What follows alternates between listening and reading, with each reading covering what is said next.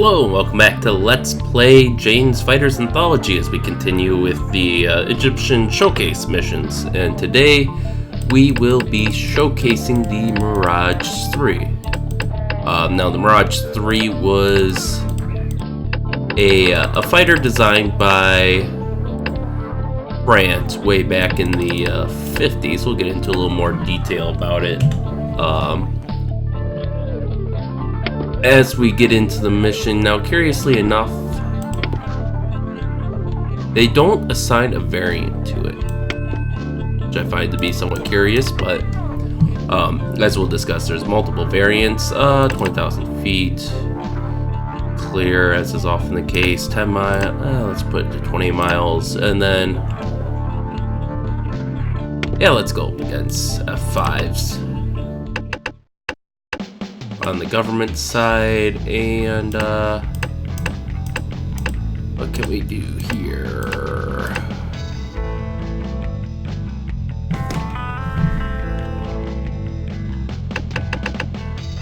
We can see if let's see.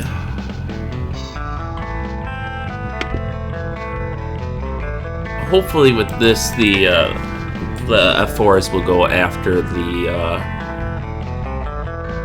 fleet. We'll take a custom load here.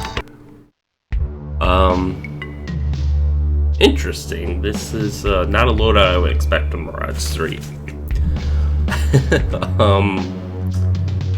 Super 530, R55 Magic 2. We're gonna take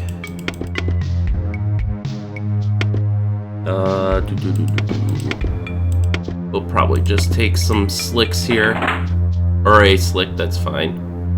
We can just use, can we get, that's 1,500 pounds. It's 2.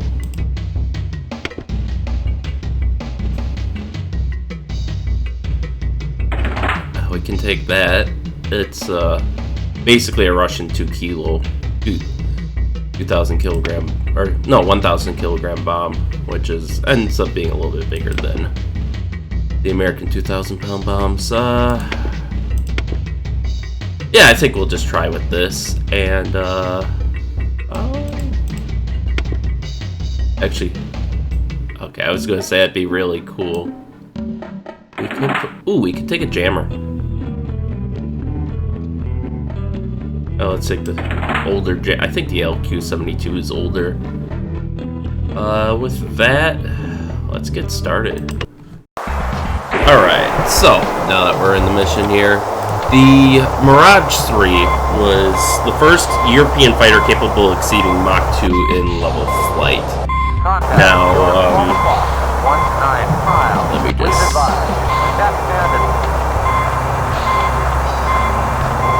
Now, this fighter resulted from, working IR, that sounds about right, from a French requirement in 1952 for an all-weather interceptor.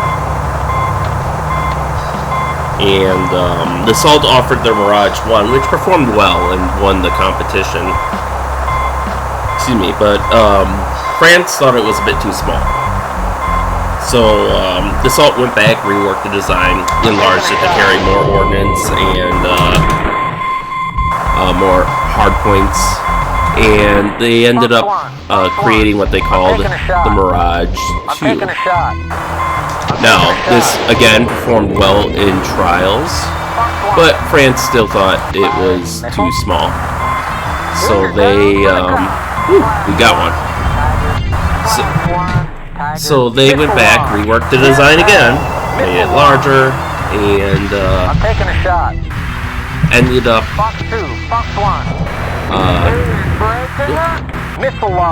that's our wingman. Although our wingman's acquiring something, and they ended up reworking the design again to create the Mirage III. Now I think we're all done here. So switch to surface radar.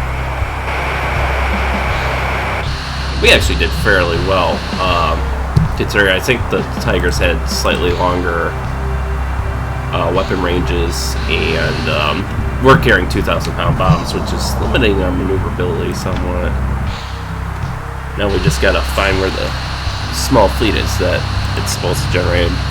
But in any case, yeah, Dassault went back. They offered the Mirage III.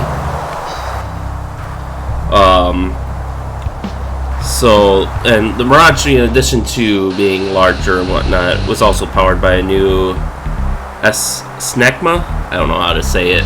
It's a French engine manufacturer, SNECMA. SECMA ATAR afterburning turbojet. Now, this new fighter could do Mach 2, whereas some of the older variants only did about Mach 1.5, 1.6. And the first flight of the Mirage III was in November 17, 1956. And France was satisfied by the initial trial, or the initial prototype. So they ordered 10 Mirage 3As, which were a pre-production variant meant for additional testing. And these were, once again, enlarged. They were 2 meters longer, they had a bigger wing, reduced chord, an upgraded ATAR 09B turbojet engine, plus a Thompson CSF Serrano Ibis radar, operational avionics, a drag chute, and so France tested these. Their first flight was in May of 1958, and they were pretty happy with it, so they started making the 3C variant, which was the first production variant, which first flew in October of 1960. Now this was armed with twin 30mm DEFA cannons that we see on most French aircraft up until the Rafale, I think. And they had originally 3, although eventually they were upgraded to carry 5 pylons for external stores such as bombs, drop tanks, missiles, and the like.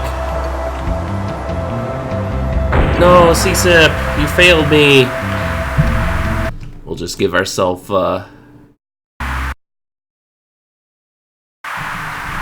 another bomb here.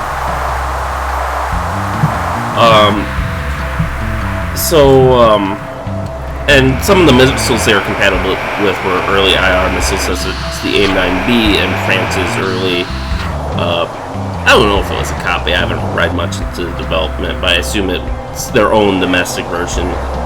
The Matra 550 Magic IR missile and the Magic 530 radar guided missile, I presume semi-automatic homing or semi-active radar guidance. 95 3Cs were eventually obtained by France, with initial deliveries in July of 1961, and they actually remained in service until 1988. You see this on a lot of the fighters, the late 50s, early 60s.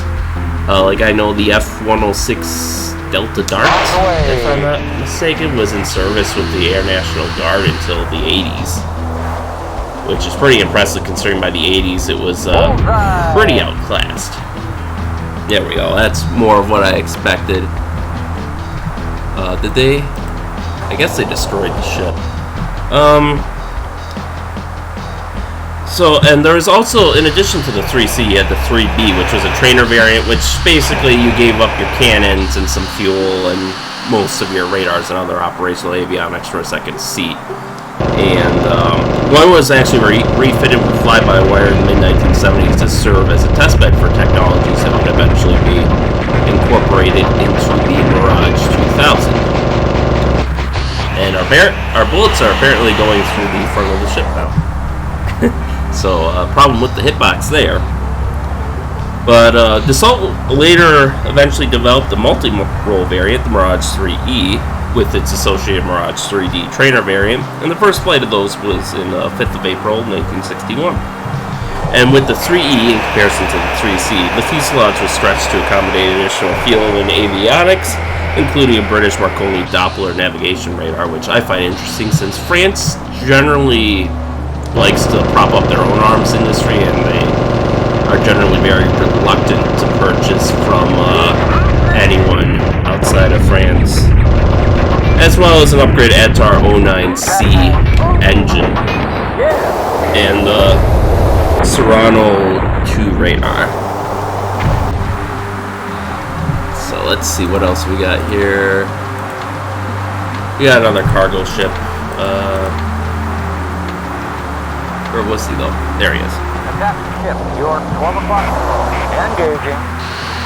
We'll reload our one bomb. I'm okay with using the cheats, at least the unlimited ammo. 160 Excuse me. miles. These quick missions, since as you can see, the F5s just kind of ran off and didn't help hit the targets like they were supposed to. That's the problem, is I can't set them to attack anything else. They just, because I think the game still classes them as a fighter, they, oops, let's reload everyone's fuel, or at least our fuel. They just ignore these targets, and that's something you can change in the Pro Mission Editor, but not the Quick Mission Editor. In any case, yeah, so the first deliveries to France of the 3E started in January 14th, 1964, and France received 192 aircraft out of a total production run of 523, so it was quite the export success story there. A dedicated recon version, the Mirage 3R, was also produced, and they were generally in the form of a modified 3E with the more basic avionics of the 3C, and with a bunch of cameras in the nose. And they first flew on October 31st of 1961, with 50 were eventually bought by France, and eventually another 20 upgraded 3RDs were procured by France as well.